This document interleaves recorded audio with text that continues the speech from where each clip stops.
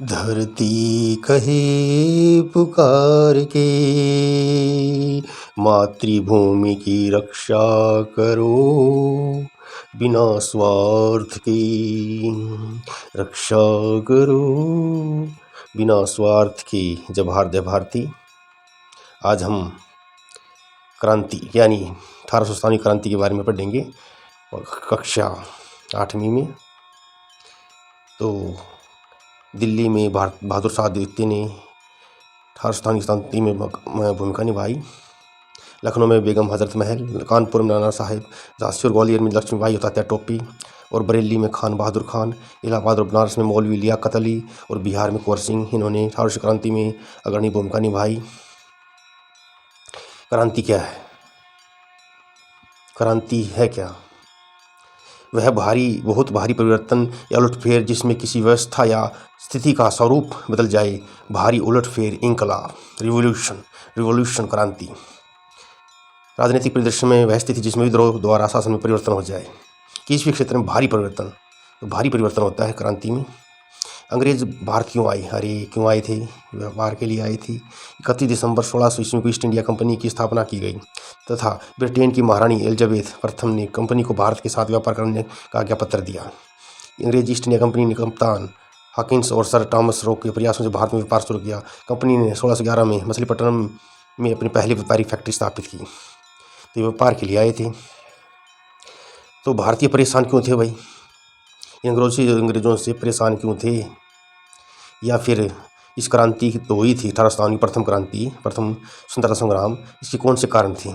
धार्मिक कारण। अंग्रेजों ने भारतीय धर्म और संस्कृति का भी अपमान किया। कंपनी ने ईसाई मिशनरियों को भारत में ईसाई धर्म का प्रचार करने के लिए भेजा। मैकाले के अनुसार वे भारतीयों का एक ऐसा वर्ग तैयार करना चाहते थे जिनका रंग व रक्त भले ही भारतीय हो, लेकिन अपनी अभिरुचि विचार नैतिकता में अंग्रेज हो। उन्होंने भारतीय देवताओं का मजाक बनाया।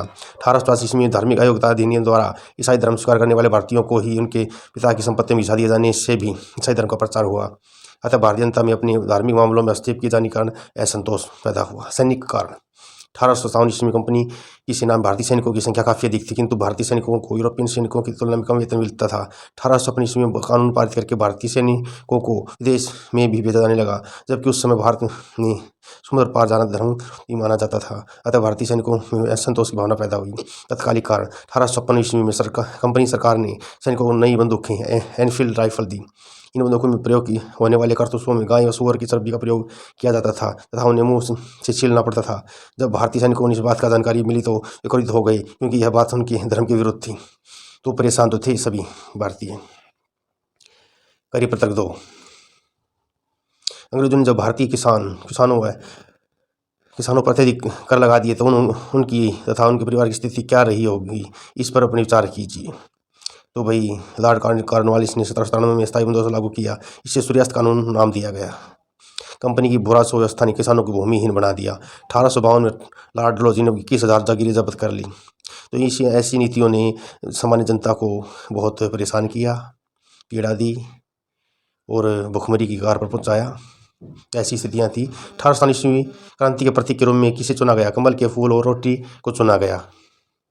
1857 ईस्वी की क्रांति का इतिहास लेखन सर्वप्रथम किस भारतीय ने किया और किस पुस्तक में किया? विनायक दामोदर सावरकर ने किया। The Indian war of independence. The Indian वार आएगा, वर लिख दिया मैंने, the Indian war of independence. कई प्रतक 3 रिक्त स्थान भरो। लैप्स नीति के अनुसार यदि राजा निसंतान मर जाता था तो उसका राज्य कंपनी के शासन में मिला दिया जाता था। लैप्स। लॉर्ड डलहौजी ने इनाम कमीशन के अंतर्गत लगभग 21,000 जागीरें जब्त कर ली। 1856 में पारित सामान्य सेवा भर्ती अधिनियम के अंतर्गत भारतीय सैनिकों को विदेश में भेजा जाने लगा। सही गलत। ईस्ट इंडिया कंपनी की स्थापना का मुख्य उद्देश्य ब्रिटिश साम्राज्य का विस्तार करना था। गलत। बहादुर शाह जफर को दिल्ली के लाल किले में बंदी बनाकर रखा गया। गलत। लॉर्ड मैकाले की शिक्षा नीति का मुख्य उद्देश्य ईसाई धर्म का प्रचार करना था। सही। भारतीय मानचित्र में उन केंद्रों को दर्शाएं जो 1800 क्रांति महत्वपूर्ण केंद्र बिंदु थे। तो उनको दिखाता हूँ, साथ में राव तुलाराम के बारे में बताता हूँ। तो भाई दिल्ली, झांसी, कानपुर, बिहार, मेरठ, ये आप अंकित देख लें। राव तुलाराम भारत में हरियाणा की महान स्वतंत्रता सेनानी। राजा राव तुलाराम 1857 का प्रथम भारतीय स्वतंत्रता संग्राम के प्रमुख नेताओं में से एक थे। उन्हें हरियाणा राज्य में राजनायक माना जाता है। तो तारीख देख लें, जन्म मृत्यु देख लें, पिता और माता जी का नाम देख लें। राव तुलाराम का जन्म 1825 में और मृत्यु 1863 में हुई थी। यदुवंशी अहीर राजा या रेवाड़ी के सरदार थे, नेताओं में से एक थे, भारतीय विद्रोह के नेताओं में से एक थे, जहाँ उन्हें एक राज्य नायक माना जाता है, राव तुलाराम। तो भारत के 2001 के डाक टिकट पर राव तुलाराम का एक चित्र भी देख लें। हरियाणा में 1857 ईस्वी में महान क्रांति की गतिविधियों की योजना कीजिए। तो भाई 1857 ईस्वी की क्रांति हरियाणा के अनेक भागों में व्यापक प्रसार हुआ था। हरियाणा में क्रांति हुई थी। भारतीय सैनिकों ने दिल्ली पर अधिकार करने के बाद गुड़गांव के कलेक्टर फोर्ट को खदेड़कर गुड़गांव पर अधिकार कर लिया। रेवाड़ी में राव तुलाराम ने क्रांतिकारियों का नेतृत्व किया। हांसी में लाला हुकुमचंद जैन, हिसार में मोहम्मद शहजादा अजीम तथा बल्लभगढ़ में राजा नाहर सिंह ने क्रांति का नेतृत्व किया। तो हरियाणा भी अग्रसर था। चर्बी लगे कारतूस में घटना क्या थी? 1856 में कंपनी की सरकार ने सैनिकों को एनफील्ड नामक नई बंदूकें दी। इन बंदूकों पर जाने वाले कारतूसों में मुंह से छिलना पड़ता था। इन कारतूसों पर गाय व सूअर की चर्बी का प्रयोग किया जाता था। जब इस बात की जानकारी भारतीय सैनिकों को मिली तो उन्होंने इन कारतूसों का प्रयोग करने से इनकार कर दिया। भारतीय सैनिकों ने इसे अपने धर्म का अपमान बताया। यही चर्बी वाले कारतूस 1857 क्रांति का तत्कालिक कारण बने। तो ये है मनोदशा, मानसिक आघात पहुँचाया इस घटना ने और क्रांति शुरू हुई। Subscribe and like.